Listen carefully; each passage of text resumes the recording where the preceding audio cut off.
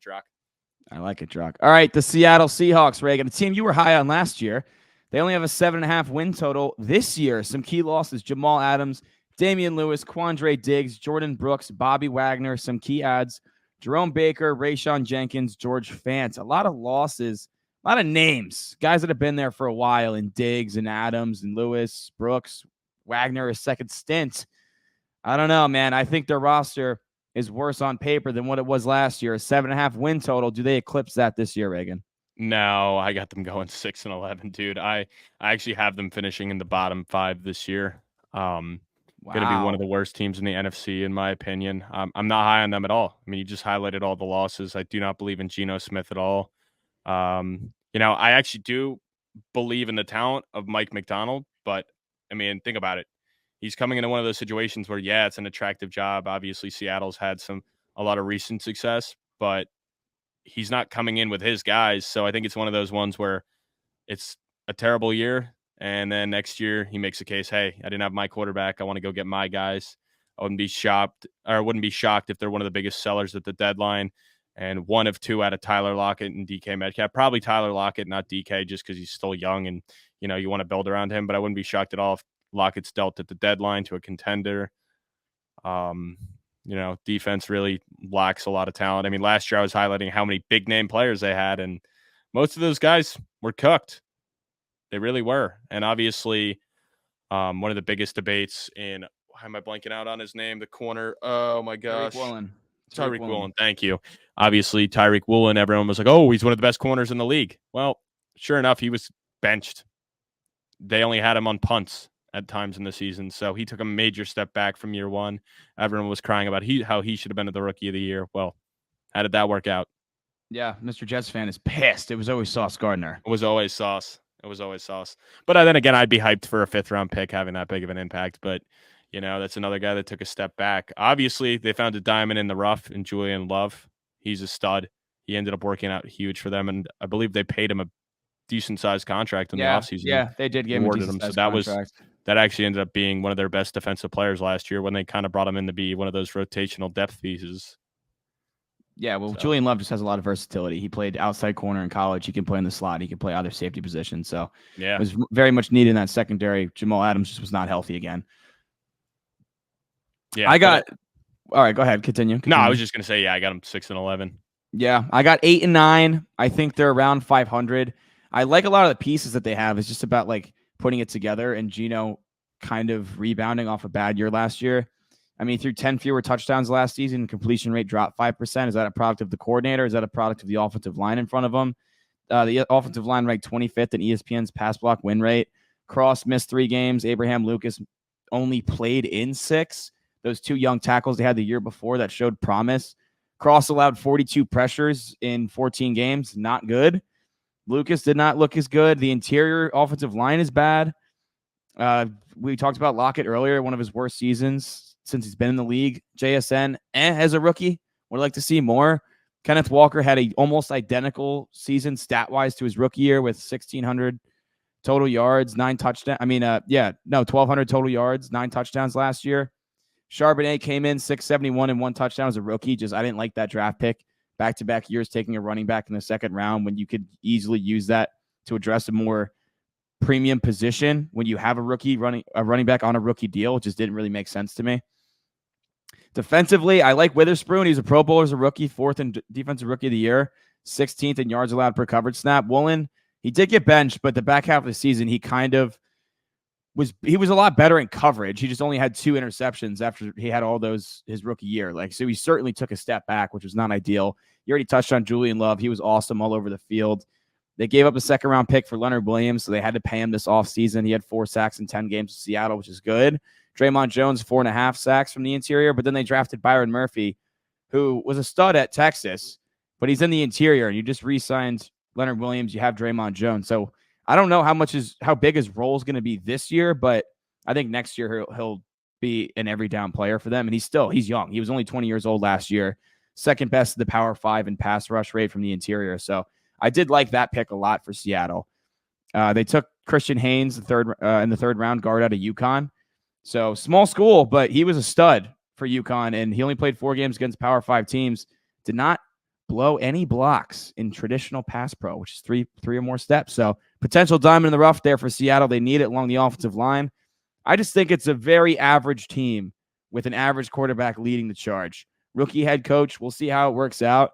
I think their ceiling is 10 wins. Their floor is 6, but I have them right in the middle now, 8 and 9. Yeah, I think 100% that Sam Howell will be playing a couple of games this year. I think it'll be closer to the end of the year. Gino won't be playing good. He'll get benched. I wouldn't be shocked if he gets benched multiple times throughout the year for Sam Howell. I really don't believe in him.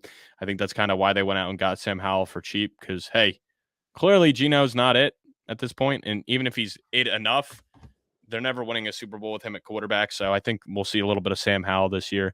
I didn't even talk about Byron Murphy. I know you just brought him up. Dude's a stud. I think he's a guy that could potentially win the Defensive Rookie of the Year. I think the only thing will be holding him back is the depth chart. But at that point, it was a value pick. He was a guy I thought was going to go earlier than 16. But, Seattle was smart. They went best available. So I like that aspect. But the offensive line, I don't like. Yeah, I don't like it either. I almost thought Murphy could have gone 8 to Atlanta. Yeah, no, I did too. Probably should have gone 8 to Atlanta. Because that's a terrible defense, and we already talked about that. But yeah, nobody will be saying shit if Penix is a starting quarterback and they're elite 2 or 3 years from now. It won't matter. But for now, we'll shit on that pick. Okay, your MVP for the Seattle Seahawks. So my MVP, I kind of went back and forth with a couple guys, but I went with DK. He's a guy who we've seen show flashes of elite, but he needs to be continue that on. He needs to be the most important player on this offense. I know Gino's not going to be it, but if DK can be one of those guys where he's going out and getting a bunch of touchdowns, a lot of yards, keeps his head clear, doesn't let divisional game get him ejected or make it evident like he has in the past that he is frustrated unless it ruined the game. But he's my MVP because when he's at his best, he is the best player on this offense. Wow, I agree. I also have DK Metcalf. He last year became much more of a deep ball guy, so his receptions were down. I like to see him run more of a route tree, similar with JSN too. It's like, all right, DK go deep, JSN run a short route, and then Lockett kind of work the middle. I like to see them diversify a little bit. But yeah, you hit the nail on the head. When DK is playing elite ball, which he's shown us he can do, he just hasn't been consistent enough. He's one of the top receivers in the game and could be a wide receiver 1 in fantasy purposes as well. But the consistency is not there. But if this team is going to make the playoffs, DK Metcalf has to be the guy running this offense and really demanding all the pressure from the secondary. And then you have guys like JSN who could take that second-year breakout. DK's got to be that alpha number 1 for this team to go where it wants to go. Yeah. X Factor. Yeah, mine is Witherspoon. I have him as the X Factor because obviously in year 1, he had a great year. Could have been the Rookie of the Year last year. Obviously, Will Anderson won it. But if he is able to take that next step and get to the point where he is a lockdown where, hey, he's got half the field taken care of, it makes up for a lot of those other holes in the secondary as well as throughout this defense. But it takes a lot of pressure off the defense and a lot off the offense because if the defense is getting off the field because this guy's shutting down number 1 wide receivers on all the teams, it's going to be huge. It really is. And I think he has the potential to do it. And that's why you took him in the top 5. So he really needs to take that next step and get to the Sauce Gardner, Pat Surtain, Jalen Johnson level where for a fact he is shutting down that receiver or limiting him, and you don't have to worry about giving him that second man. Yeah, that's a good one. I went with the offensive line, but in particular the 2 young tackles, Charles Cross and Abraham Lucas. Both were beat up last year. Both looked worse than they did as rookies, which was rare. It looked like Seattle really crushed that draft, but they're both still young players, but if they can take that next step and protect Geno Smith on both sides, it could be huge for this offense because they do have the skill position talent to put up a lot of points. But if Geno's pressured, which he's terrible under pressure, one of the worst statistically in the league, it's going to be a problem for this offense. So those 2 young tackles taking the next step, staying healthy, being consistent is huge for this offense. Rookie of the Year. Yeah, I'm not going to overthink it. Byron Murphy. I think the dude is going to be a stud this year. I think whether he might start the year as a rotational guy, talent will win out. He will be having a big impact down the second half of the season when he forces them to become the starter. He's going to be their best player on the D-line, no doubt in my mind. And pairing him with Leonard Williams, that'll be real nice. I'm excited for that, for what they can do with that. Yeah, I love Murphy long-term. I went with Christian Haynes. I think he's going to start right away, where Murphy's going to start rotational, a couple vets ahead of him. I do agree with you that I think at some point in the season, Murphy will become that number 2 guy playing next to Leonard Williams almost every down, but he's still a young player. I don't see it coming out of the gate where I think Christian Haynes is just going to start right away, and they're going to need him to be very, very dependent in the interior of their offensive line. Depoy, I got Devon Witherspoon, Pro Bowler last year. He was a stud, forced a ton of turnovers, good in the run game as well. I think he's just a Swiss Army knife for that secondary, playing in the nickel as well. I love Devon Witherspoon. I think he's going to be their best defensive player this year. Yeah, I mean, I already went on my rant about him for the X Factor, but he is also my Depoy. He's obviously the best player on this defense right now. The defense goes as far as he does. If he takes a step back, I think this is going to be a bottom 5 defense this year. If he can play at an elite level, I mean, this is a team that could be pushing top 16 level. So I'm not going to act like if he becomes a shutdown corner, it's going to fix everything, but it'll definitely hide a lot of the holes in this defense and make up for a lot of stuff that it's lacking. Drock, get in here. What's your lock?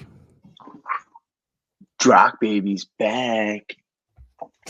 Just say the lock, brother. No, I like that. I like that. Didn't make you laugh.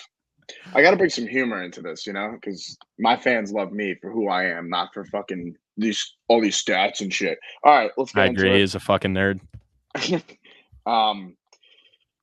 DK Metcalf's total regular season receiving yards over 950. If you can find 1,000, take that. So yeah, it's at 950, but if you can find 1,000, slam it. It will get you plus money. Yeah, that's like really low. 950, huh? I mean, that's like all you're asking for is like, I'm not a math guy, but that's only got to be like 58 or 59. Like that's not even 60 yards a game. Yeah, I'm curious what he's done in his career. Let's see. Last year he had 11. He had 1,114. The year before 1,048. The year before 967. The year before 1,300. The year before 900. So he's hit that every year, but his rookie year. He's hit that every year, but his rookie year. I like 1,000 too. He's hit it 3 out of his 4 years. That's kind of scary though. Why is the line so low? He's eclipsed 1,000 both years with Geno. Actually, he had 66 catches last year for 1,114.